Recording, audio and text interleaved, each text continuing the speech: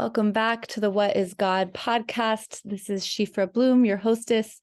And today we have Adam King. Adam King is the host of the Adam King Show on InfoWars. And Adam, I wanted to ask you if you had to summarize what the Adam King Show is about, how would you define that for us? You know, it's funny that you asked. Someone asked me that question, what is InfoWars? And I responded, it's the tip of the spear, because that's our slogan at InfoWars. It's the tip of the spear. But that's really what it is. But it's the tip of the spear directed at evil and the New World Order and this whole kind of fake paradigm world, matrix illusion that's being pulled over our eyes. And so at InfoWars, we go after big stories. I just had on the Attorney General of West Virginia. This Monday, my show, I have actually Greg Reese coming on. Greg is one of the most unbelievable documentary journalists out there.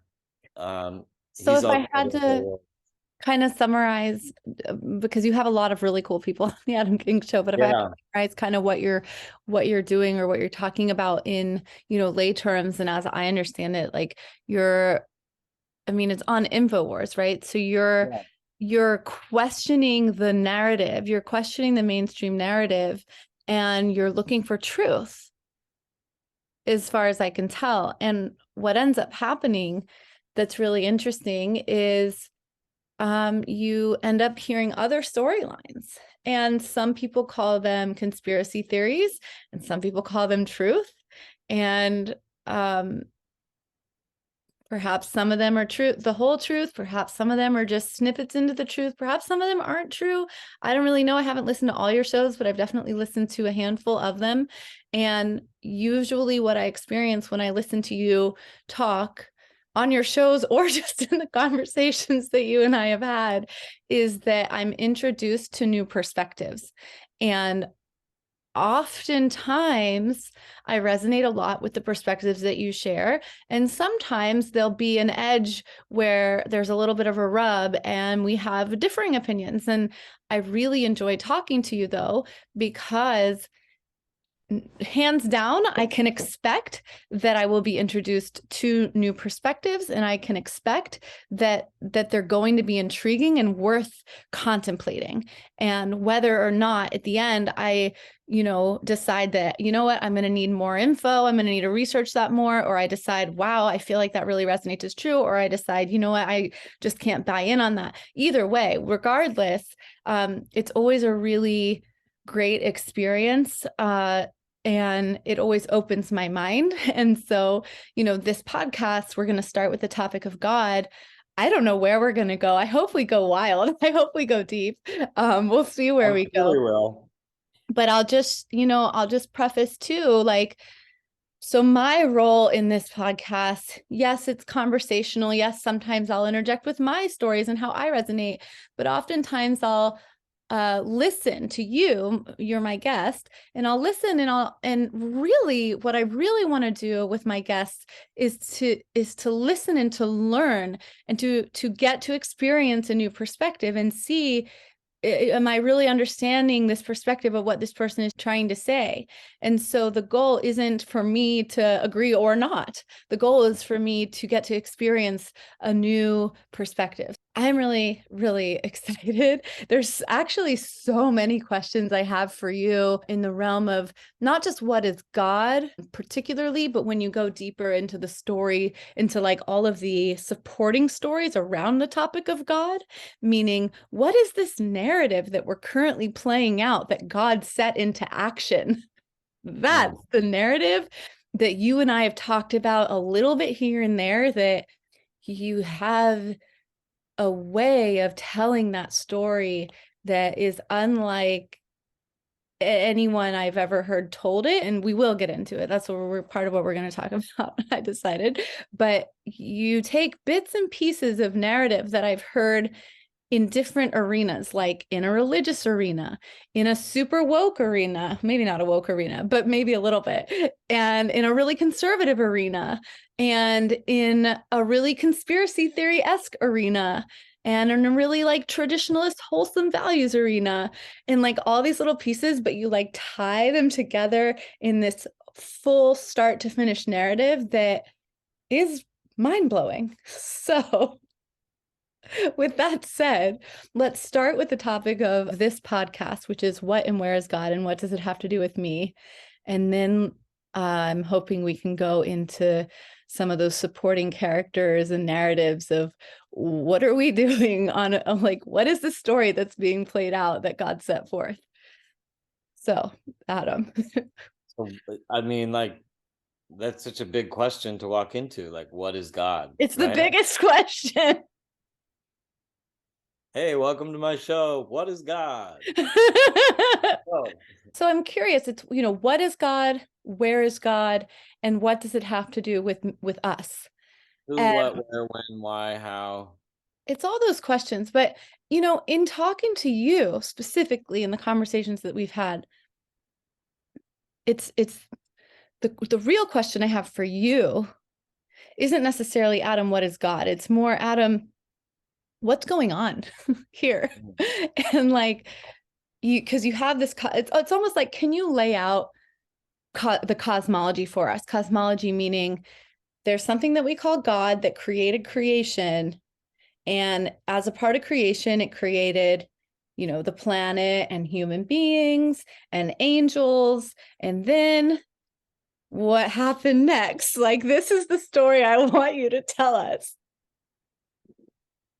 Well, it all goes back to the Garden of Eden. That's where this epic began. This is Elia Toldot B'nai Adam. These are the generations of Adam. And that's what the whole like lexicon of Jewish, even like sacro religious texts of the world are really about, like what took place in the Garden of Eden. Even Christianity and Islam kind of, they derive their energy and their essence from what took place in Judaism, and then thus kind of, if Judaism is really what was contained within the Garden of Eden, then they kind of just perpetuated this whole Garden of Eden thing much longer. They don't even realize that they're doing it. Like, none of the people that they don't understand, but really it started in the Garden of Eden. The place what happened in the Garden of Eden? Because when I was a little girl, I was obsessed with the story of the Garden of Eden. And as a little girl, I had this feeling that the way I was being taught the story of the Garden of Eden in conservative Jewish day school, I had a feeling that there was something else going on in the story. And I had this like mission, even as a little girl, that I would like find the true story of the Garden of Eden. So what happened in the Garden of Eden? The truth is, he really had to be there. Looking back, hindsight is 2020, Yeah. But what happened was God created man, B'Tselem Elohim, in the exact image of himself or itself, whatever God is. We know what God is. We learn through what God is through the creation of man. In order to understand that, we have to see what the original creation of man was. And it wasn't that Adam and Eve were created as separate beings. They were created as one being.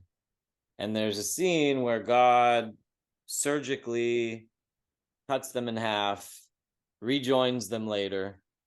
And from that moment forward,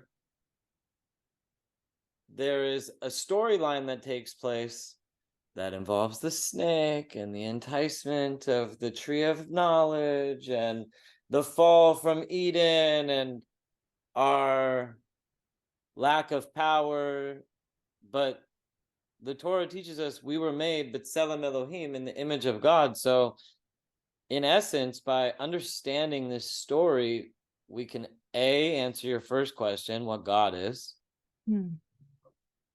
B, kind of utilize the question when by like relating it to a form of time, right? Like from the Garden of Eden until now, which is the year 5,783 since the expulsion. So it's like a Jewish thing, you know. I Every year on Rosh Hashanah, we count. like Yeah, for anybody not actually, maybe my audience. This is good to point out because my audience is like mostly Christian conservative. yeah. So like, I always get into this thing whenever I'm talking to like explain something Jewish. I Yeah. said the word mamish today in a meeting. Amish. Oh, oh God, I'm so sorry.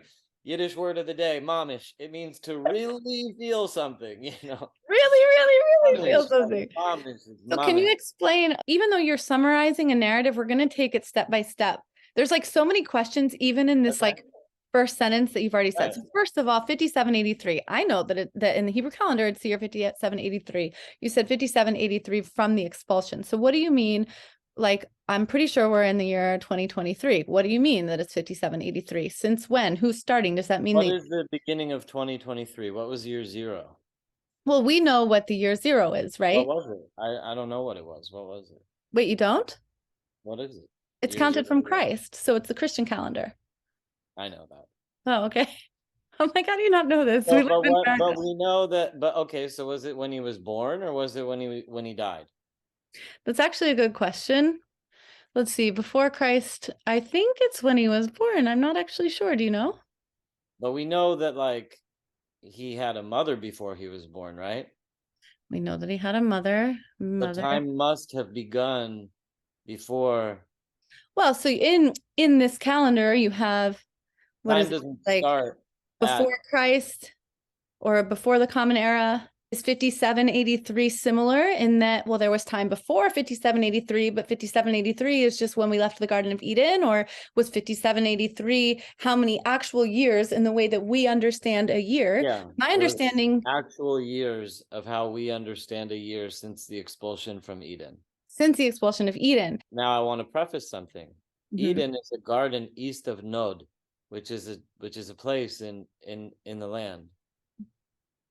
There was In the other land. things. There was other things happening on earth at the same time of Eden. Yeah.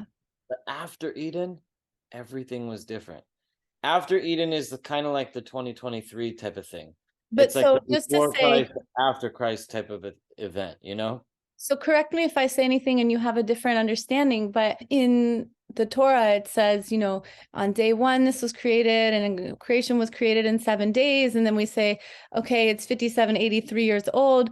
But then what I have learned is that, okay, but the sun and the moon weren't created till day 4. So those first 4 days could have been like millions and billions of years. Correct. They were actually. Yeah. What is a day for a rock when he created a rock on that day? We don't actually really know, right? We don't know what the calculation of time was because we currently calculate time by, the sun and the moon, and those things weren't created yet. And so, anyway, I'm just saying that to say that, like, the day wasn't necessarily literal. And then we're clarifying the 5783 you're talking about is since Eden or since creation, understanding that those first 4 days were millions of years long. Since the expulsion of Eden. Okay. So Eden, so Nod was a place in the land. East of Nod. Should I go get my Tanakh? You want me to get it and Let's, start it from the book? if you feel like you need specifics, like to refresh, fine. Otherwise, we'll just talk story.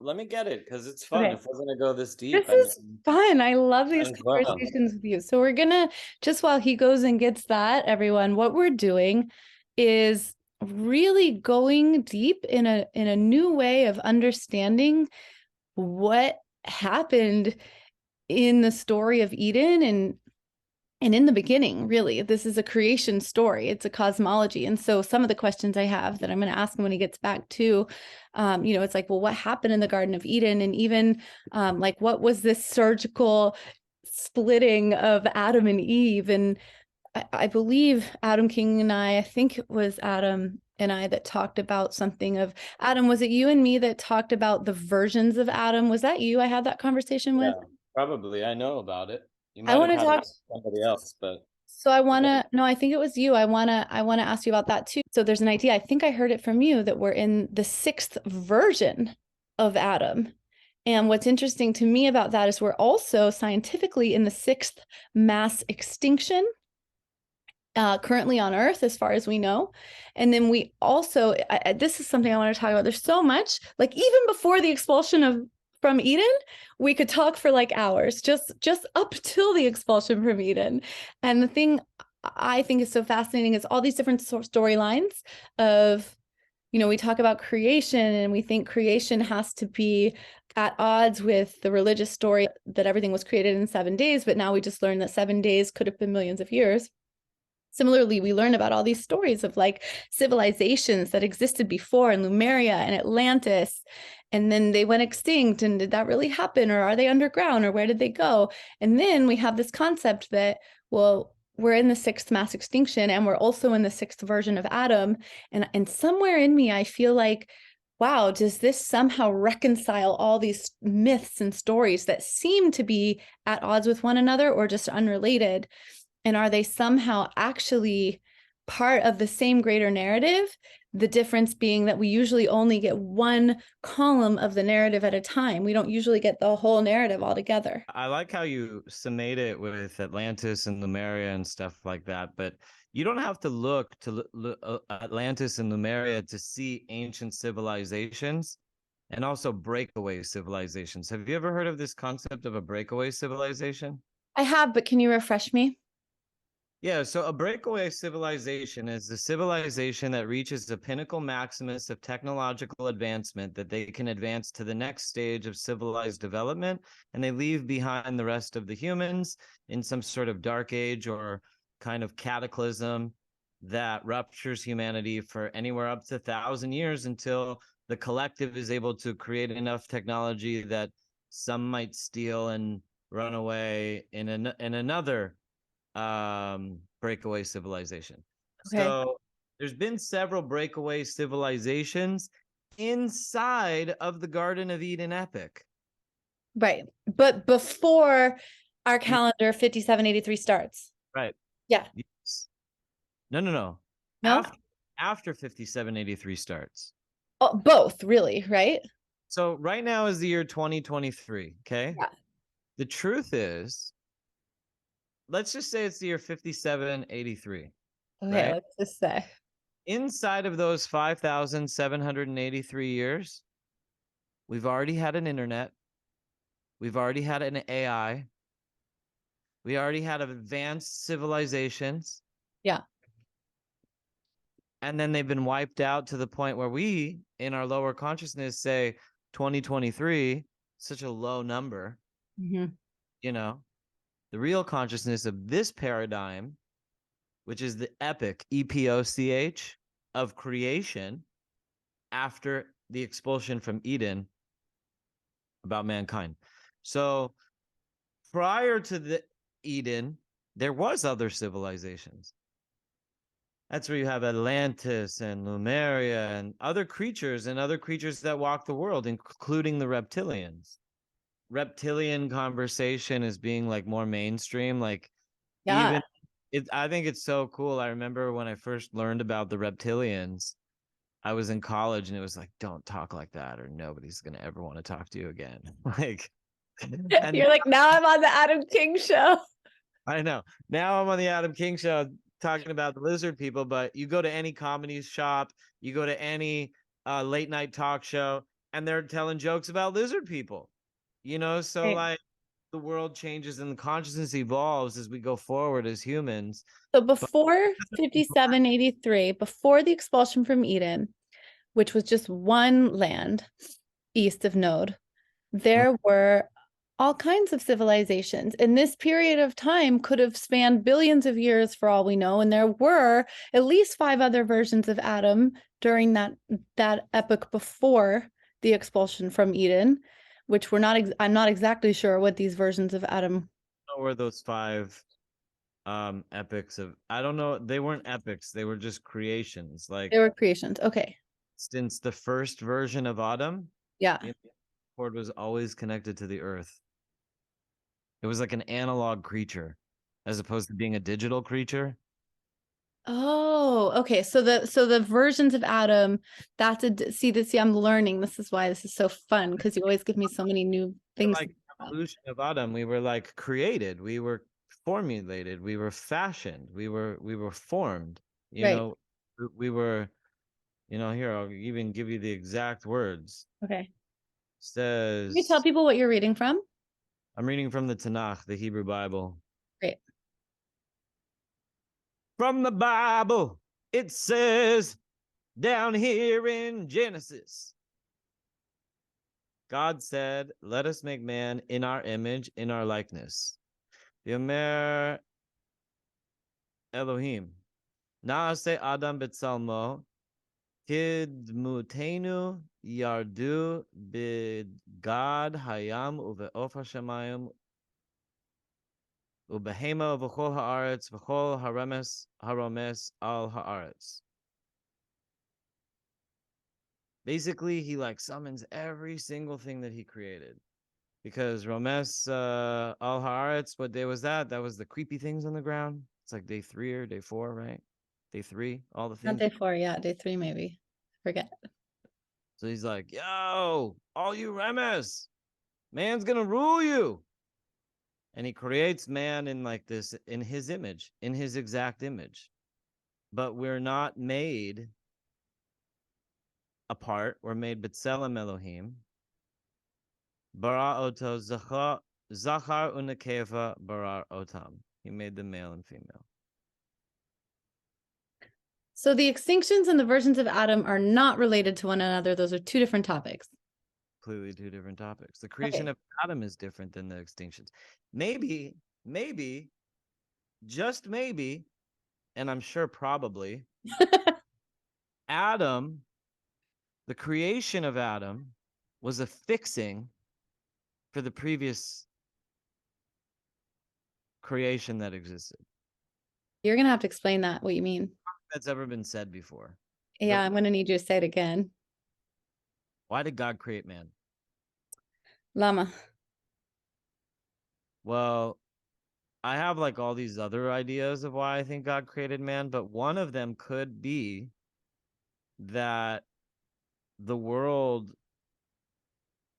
it went through like these apocalyptic destructions for reasons. I don't know why. I think anybody who knows why, or any psychic medium who's like, I was in the area and I know exactly what happened. No, that's stupid stuff. That's like really stupid stuff. And even if someone has visions like that, we don't base history on the visions of people. We base history on things that we actually know that happened, because we have evidence of it. And so, like, we are piecing together. It could be a book. A book gets found. I'm sure there's like a book in the Vatican that talks about Lemuria and Atlantis and all those That'd be cool. underwater mermaid civilizations and stuff like that. Yeah. Because the mermaids are in the Torah. Did you know that? I actually did know that, and I'm trying to remember the source of it, and I'm not remembering the source of it. I'll tell you, it's in the Talmud. Because what constitutes, they're going over in the Talmud, what is a kosher fish? Right. And they're talking about, well, what about the mermaids? Do they count as being kosher? Because to eat any fish is kosher if it has fins and scales. And a mermaid has fins and scales. So a mermaid has fins and scales, but it's also part human. But it's a mammal. It's not a fish, right? Or is it? I don't know. So the Talmud goes into this big argument of what a mermaid is to see if it's edible or not. But And it's crazy to think that like to the conversation to determine what a mermaid actually is or is not stems from a if we debate can eat it. what is edible and what is not edible. Wait, so are mermaids kosher? I don't think that they're kosher. No, they're No. not supposed to eat mermaids. In the end, you don't eat mermaids, but there's I more wouldn't want to eat a mermaid. thing. The Talmud is vast. That's why they always try to kill the Jews and burn the Talmuds, is because they don't Can want you people. explain what is the Talmud? So the Talmud is the oral tradition of the Jews. It used to be orated in these giant schools where the brightest of minds would gather and they would memorize this like mnemonic code of stories and metaphors and laws. And it was like this vast compendium of law. It was like a law school, ancient law school, but it was very spiritual. So the Talmud was written down by Rabbi Yehuda Hanasi, who was the leader of what was called the Sanhedrin. At the time after the destruction of the Second Temple, when they realized that the Jewish culture was destroyed and now it needed to be written down and preserved. And so the Talmud, which is in two compendiums, one called Talmud Bavli, which is the Talmud of the people who lived out of the land of Israel, and Talmud Yerushalmi, Talmud of the people who lived in the land of Israel. And they're virtually indistinguishable, but there are different arguments in both of them. And so the Talmud is the writing of our culture after the destruction. It's comprised of something called the Mishnah, and the Talmud is the arguments surrounding the Mishnah. So the Mishnah was a period of law that was made by people called the Tanaim, and they lived and ruled for like 400 years. I mean, America's only 250 years. So these people like lived and ruled for like, the age of the Tanaim was very long. It started When? It started the moment the Jews came back from the first temple. Is the end of the age of prophets. I think a lot of people probably don't know this much about our history, that, you know, we were in the land of Israel and we had a temple, and then we went into exile, and then we came back and we had a second temple, and now we're in exile again. And now we're in exile again. Such is the story of my life. Oh, Amirachem. So the Mishnah is a compendium of knowledge that took place over 400 years. And then the Talmud was like another 400 years, or maybe 300 and 300, something like that, of years where Judaism was ruled by a culture, and it like had it. And so the Talmud, those are the Amoraim. So the Mishnah is the Tanaim, Cool. the people of the Tanaim, and they were called the Anshe Knesset Hagadola, the men of the great assembly. Mm-hmm. Those are the ones who came back after after Dariavish, Koresh Melech HaMashiach. What's his name? Darius. They call him Dariavish in history books. He was like a Persian emperor who ended the. He is the benevolent child of Esther from the book of Esther in Jewish tradition. Okay. And he was like the great Shah of Iran. Right. But basically we're getting a little nuanced now into like history, and we're jumping around, but all of this was just to say, like, what are you reading from? And Torah, yeah, this is yeah, the book of when we use, like, you know, you say like the Tanakh or the Mishnah or the, you know, I just want people to know what you're talking about. And so, okay, so let's circle back. Let's go to the scene where the snake tempts Eve in the Garden of Eden. Great. What's going on? What's going on here? So before God splits Adam in half, and with the Christians, they think that he made Eve from the rib. Mm-hmm. We learn in the Kabbalah that they were split at the rib. She wasn't like created in like a culture in a laboratory. You know, they were cut in half, and then God filled the flesh back up, he says. So we're going to go from the curse of the snake until the concept of man and wife. And in doing so, I think we understand what it is that God truly wants from us as humans, why he created us, and why we differ from the millions upon millions of years of civilization that came before us. Beautiful. Which truly makes us a unique being, like the other unique beings, angels and other things that he created. But he embedded us with some things that even angels don't have. We truly are the greatest being that God created. So when people start talking about like, oh, the aliens are going to come save us, I'm like, no. First of all, there's a lot of humans that have just as much technology as aliens. And second of all, the aliens who have all that great technology, they don't have as much free will as us. And the whole thing really boils down to free will. The whole thing really boils down to free will. God is free will. To answer your first question, what is God? This essence of what God is free will. Where do we learn this? We learn this from, and every single culture has the same philosophical argument. The Latins call it ex nihilo. Have you heard of this before? Yeah. Something from nothing. Yeah. Well, we have Shahakol Nihil Pidvelo. We have a concept in Hebrew called sur tak, which is the same concept as ex nihilo. Created something from absolute nothingness. Something was born. And you tell me if that is not the absolute most pure definition you've ever heard of free will. That's free will. And that, by looking at God as free will, that was how God manifested God to us. I'm sure there's so much more to God than just that. But the first knowledge that we have of God is the aspect of essentially creating himself. Free will. And it's so profound. And it takes, and I encourage all your listeners to meditate on that. Really take it home and meditate on that. Ex nihilo. Like that God really created everything we have.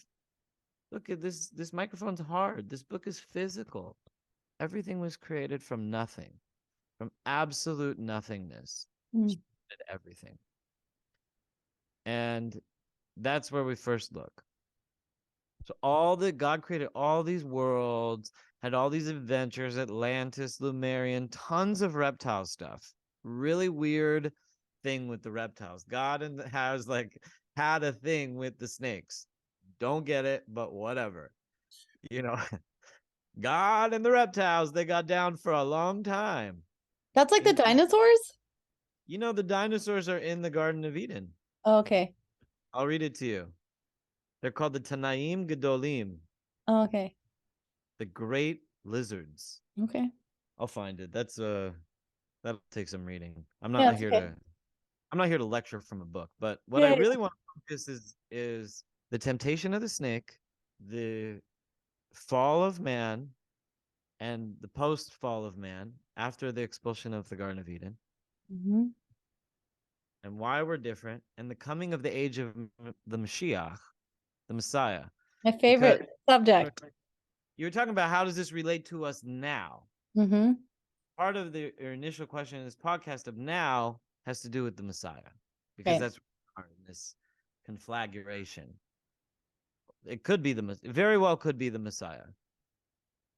It's either going to be the Messiah or like a complete reset to tyranny for several hundred years. For like I hope it's the former and not the latter, but we'll see.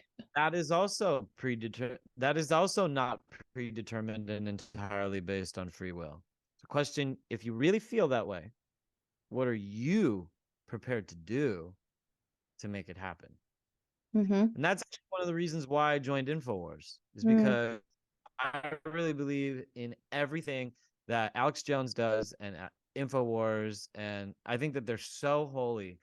And you ever heard of that expression, the revolution will not be televised?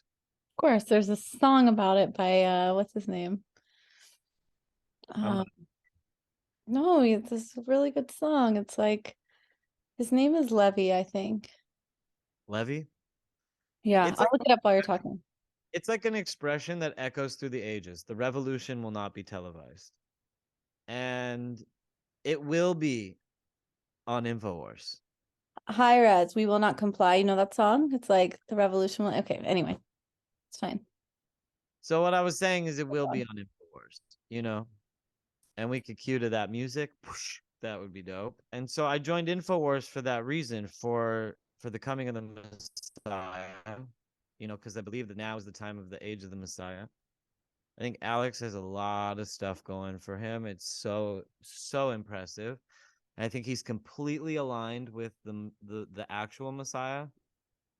And I don't want to get into the dogmas of it, and I'm not a Christian and I don't believe in Jesus, but like I really feel that that man So, is a special person. God takes Adam and Eve, creates Adam and Eve, B'Tselem Elohim. The original Adam had 4 arms and 4 legs, an eye in every part of its head, an ear in every part of its head, so it can hear in all directions, see in all directions. mm, It can smell in all directions. Imagine the face of God really looks like an eye, an ear, a nose, a mouth. You know, it's probably like a vertical thing. It's not like linear, like how we're linear. You saw how like this is like linear. My eyes project in like this linear fashion. So how is God able to be all seeing? You know, and that comes through having an eye in every side of the head. So when we were first created, male and female, we were created back to back. The first mating took place back to back. And this creature was made Zachar u'Nekeva, male and female. mhm, And this creature was conjoined. mm, And the male genitalia was constantly inside of the female genitalia of itself. And in this perpetual state of orgasm, this creature reached higher and higher and higher and higher and higher levels of consciousness and healing and perfection over and over and over again. Constant perfection through this like self-fulfilling orgasm that just took this creature up. This creature's name was Adam, and it was both male and female. So God says to the man, Lo tov li'ot adam levodo. It's not good for man to live alone. He says, Ase lo ezer kenegdo. Let's make him a helper. V'yatzar Hashem Elohim min ha'adama. So he took from the Hadama. Now note, Adam was made from Afar, not Hadama. Kol Chayat Hasadeh, at Kol Of Hashemayim, all the beasts of the field. Wait, And just really quick. Afar meaning we don't really know what it is, but it's something from it's like some kind of dust from the earth. And Hadama, you mean Ha'adama? it's translated as dust from the earth. They call it dust in the Bibles and stuff, but We don't really know what it is. I will get to that. We don't. Okay. Never seen it. Would love to have a jar full of it. Yeah. Would love to have a Magical dust. of off our beaches of paradise. Yeah. You used the words Hadama, which I think you mean Ha'adama. No, No. Hadama. Okay, so you used 2 words, Afar, which I'm familiar with, and the other word, which I'm apparently not familiar with. So I just wanted to pause you and have you say The earth. So God okay, it is. from the earth, he takes Hadama, he takes earth, Hadama, and Adama. Okay. forms it into creatures and brings those creatures to Adam. Got it. You are saying Ha'adama. Okay, fine. He brings all out of the earth. Min ha'adama, kol chayot hasadeh ve'et kol of hashamayim, from the earth. V'yitzar is the word that they use. It V'yitzar forms it out of the earth. forms them out of the earth like clay. He's like, let me make you animals. So he like makes these animals, everything that was in the field that he already made, he makes special for Adam in this like out of Hadama, out of this earth, in this like lab-like environment, right? It's very strange. Very strange. And it says, Ve'avei el ha'adam li'reod ma yikara lo. And they brought him to Adam to see what he would call his name. We could extrapolate through the Kabbalah through the word ve'avea. It's also the word that implies sex. Ve'ave means that he came to her, like he had sex with her. Ve'ave, that it was that the concept of ve'ave is like bo, and it's like bia, and bia is sexuality, and so we learn through this that Adam, when they were actually brought to him, he actually had sex with them Hmm. in this Garden of Eden environment, right? As this four-legged, four-armed creature, right? Mhm. And he knew them. Mm. And knowing them, he got to the edge of what their consciousness was. How did he name dog? How did he name zebra? Or what was it that gave the name of the genus class of a creature like mycelium? Or like, you know what I'm saying? Like, what was it that Adam saw that allowed him to say, this is its first name? Or for the, like, let's say the world This is was a Kelev. Kelev. The I world love we the say word created Kelev. in Hebrew, this is Kelev. What was it that he saw? How did he Means see dog. it? How did he see it? He saw it through the aspect of sexuality. And in the aspect of sexuality, he reached the edge of the consciousness of that creature. And it couldn't go past that part. Mm. But Kelev was Kelev because it could not be more than Kelev. Mm-hmm. And that aspect that he discovered inside of the consciousness is free will. Where the creature's free will became limited. Exactly. Can we talk about Kelev as the example? Because I love the word Kelev, which basically means of heart, Like the heart. like the heart. Kalev, right?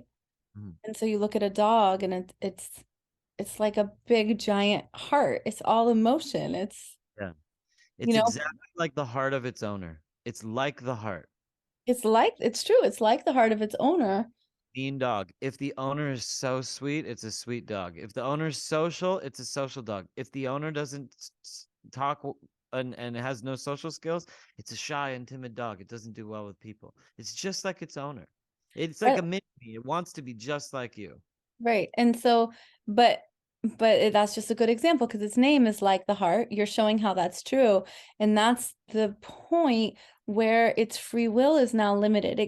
It can't be other Like than that. wants It to doesn't be. have the choice. And even so, like an example I love is like an earthworm, for example, doesn't have the option to be anything but an earthworm. It's going to be an earthworm. It can't wake up one day and be like, I really feel like I want to go travel and check out what the squirrels are doing over there. Yeah, exactly. Exactly. Okay, so please continue. So yeah, so he gets to the edge of all of their consciousnesses and then names them. After he goes through this, it says he names all the things, all the creatures. It says "Ulachol chayot hasadeh, ule'adam lo matza ezer kenegdo," and Adam did not find his special helper. V'apel Hashem Elohim tardema el ha'adama, and he put in his sleep on the man. Vishan vikach echad betzalmotav, and from his side he cut him in half. Yisgor basar tachtena, and covered up all the flesh where it was. He straight up cut Adam in half. Then it says, V'yaven Hashem Elohim et hatzela asher lekach men ha'adama leisha. From the side of man, where he took, he made it into a woman. Mm. This is so deep. Ve'aveya uses the same word. Ve'aveya, the same as when he brought all the animals to him. Ve'aveya el ha'adam, and he brings her, God brings her, ve'aveya, sexually, to Adam. 22. By the way, can I just say, like, I love that we're getting to read this from the Hebrew because right now we're learning Genesis, basically, is what we're doing. But if you were to just pull out your regular, like, King James Bible, the translation would be like a totally different story. James ain't got this. No, but I love that, and I love that we get to go so deep in looking at the original Hebrew. Let me get my glasses for this because this Bible print is small. Okay. Yeah, get your glasses. I'm gonna get my Caleb because I just feel like he wants to really be here for this. So check this out. By So the way, say hi, my dog. what's up, Caleb? Who's this? This is Wesley. Have you not seen Wesley before? What's up, Wesley? This is Wesley. What's up, Wesley? Wesley. All right. V'yamer ha'adam zut hapam etzem b'tzalmai. This time it's my side. I'm having sex with my side, he's saying to God. This is like not side piece. He's not like, yo, this is my side piece. But his side piece is his main squeeze. You get it? This is getting really kinky. His side piece became his main squeeze. Uh-huh. That is so funny. I've never told the story this way. I know, but it says They that. didn't teach it this way in day school. Etzem b'tzalmai. This is from my side. Ubasar basarai, and it's my flesh. Yeah. The zoti kara isha, and we're gonna call her Isha. Ki me'ish lekachadzut, because from Ish she came from. So we're Because gonna call her woman because from men she came. Yeah. So the two are inextricably linked by the same name. They even have the same name. Man, woman. Ish, Isha. Yeah. Ish ve'isha. Al Kenya azovish. And therefore, a man al Kenya azovish et aviv ve'et imo. Therefore, a man will leave his father and mother, v'dabek ve'ishto, and he will be davek to his wife. Vehu lebasar echad, and they will become like one flesh. So we learned something from this, okay? I use the word devek, and I don't translate it the way that they translate it. They translate it to cling. It's much more than cling. It's devotion. It comes from the word devekut. Why does God do this whole ceremony where he cuts us in half and he does this whole Adam's got to have a partner type of thing, right? Why did that happen? We could find out why that happened through this word. Vidavek beishto. In that aspect of devek, devekut, vehu lebasar echad, they can become one person again. Beautiful. It's so beautiful. So what is it about devek? He could have used any word to describe the connection between man and woman, but he used devek because devek comes from the root, the same root of devekut, which is divine devotion. But devotion to God. Why do you think, I'm curious, I'm taking a slight tangent, but we're still on track. In this time period in particular, like right now, this generation, like we're in the millennial generation, right? And the amount of like fully grown adults in their 30s, 40s who've never been married, like the rate of how many people that applies to now is like higher than ever in recorded history. It's a crazy situation. We could get to that. I feel like that's a much loaded question. I would actually like to get to that. Okay, so let's stay on track and we'll bookmark that because I feel like that's like a little bit, we're so high right now. Yeah, okay. You know, we're like understanding the principles of creation and why we were created. Well, okay. Because I also wonder why I'm still single. No, but I actually have okay, let's stay on track. Let's stay where we are. Like you and I are both still single and we're both, I'm in my 30s. Generation marriage hasn't happened for everybody and it's like a whole thing and everybody's stuck. It's like a marriageless generation and nobody's in relationships and it's like a whole thing and people don't know how to be committed and people but fundamental. Where I'm trying to go with it though, and we can bookmark it, but where I was going with it is just in the context of if that was what God really wanted for us, was to become divided so that we could then find ourselves again in that way through Devekut, or I'm probably pronouncing it wrong, and through this like divine union through marriage is what I hear you suggesting in this way of telling it, right? It's interesting, and it makes me wonder what's going on that like for some reason right now more than ever people aren't finding that, but we can bookmark that. It's not only like why are there so many singles on this lower level, it's like in the context of the creation story as you're telling it, what's going on right now in history that feels significant, but we can bookmark it. I just wanted to state that question.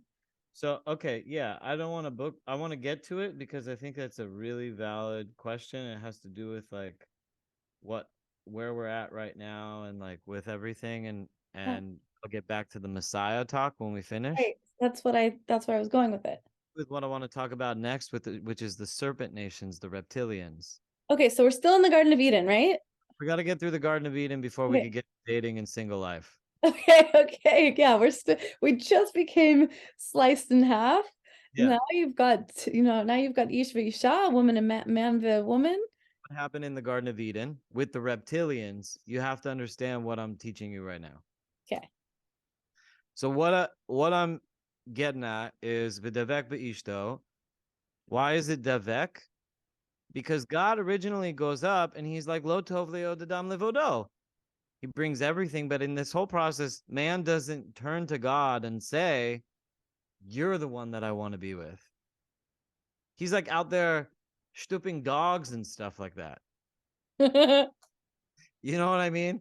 Like birds and dogs, it says. Birds and beasts of the field and the birds of the sky. It's like, he's like freaking, what do they call it? Yeah, we don't need, yeah, we get it. We get it. Cooking a chicken. Okay. Yeah, thank you for that. Funny.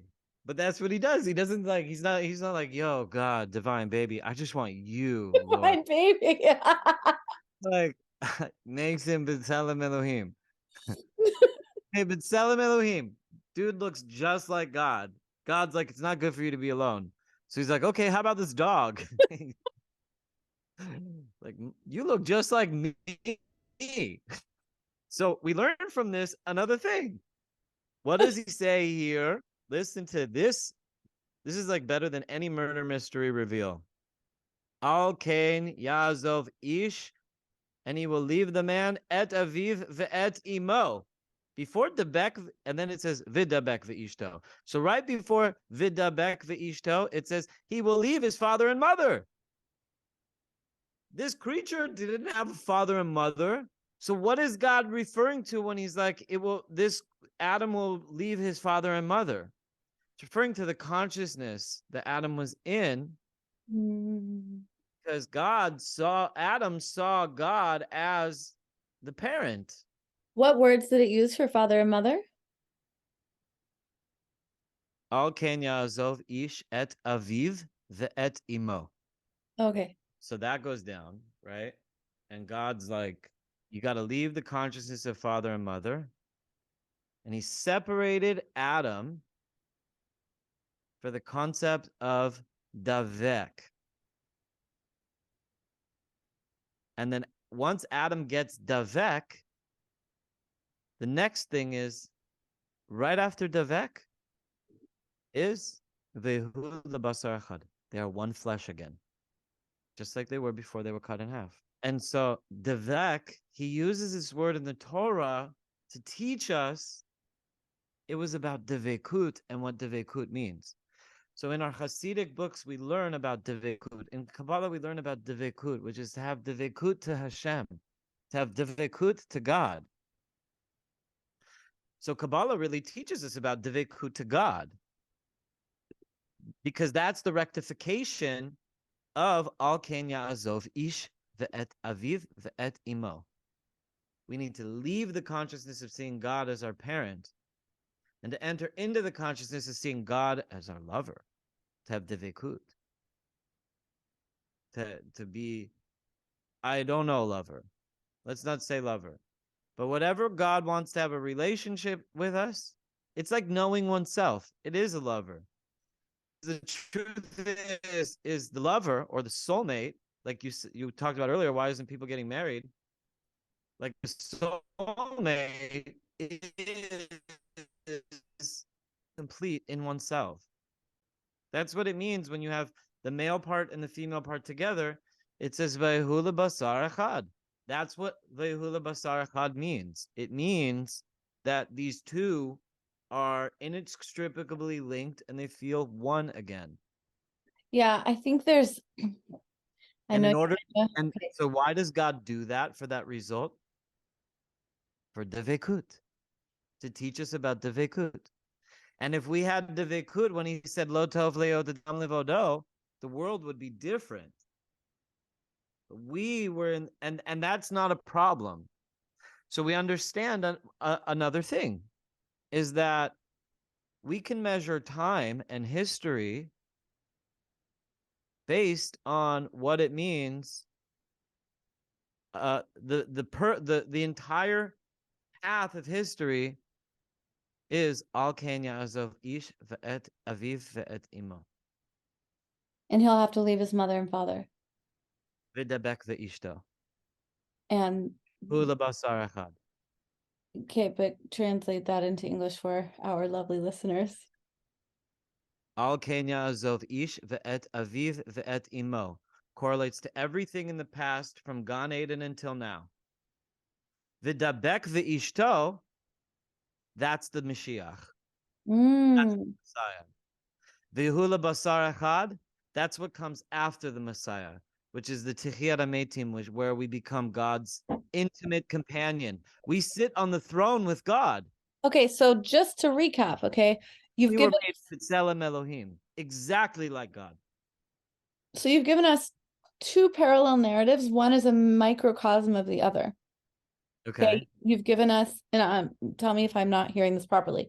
You've given us the narrative between man, meaning man and woman, and God. And you've given us the narrative of man and woman. And there's like, they're the same narrative, but one's like a practice round for the other. And so basically you're saying we're one whole, we're divided into two, into man and woman who would be soulmates. This is this version, this is this story, right? And then we become separated so that we can come back in Devekut, in devotion, in like divine devotion, and we become one and we become whole, and you're with your soulmate in that's marriage, and that's like this divine sacred union, and that's on the lower level. And on the higher level, that's like a training ground for this separation that happened between us and God upon being created, because upon being created, we had to actually differentiate ourselves from the source.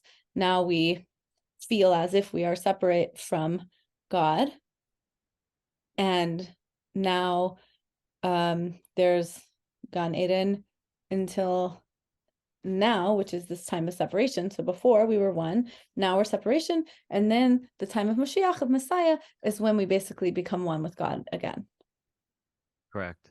Okay. Mike, you just understood all of human history and you have finally arrived in the now. Thank God.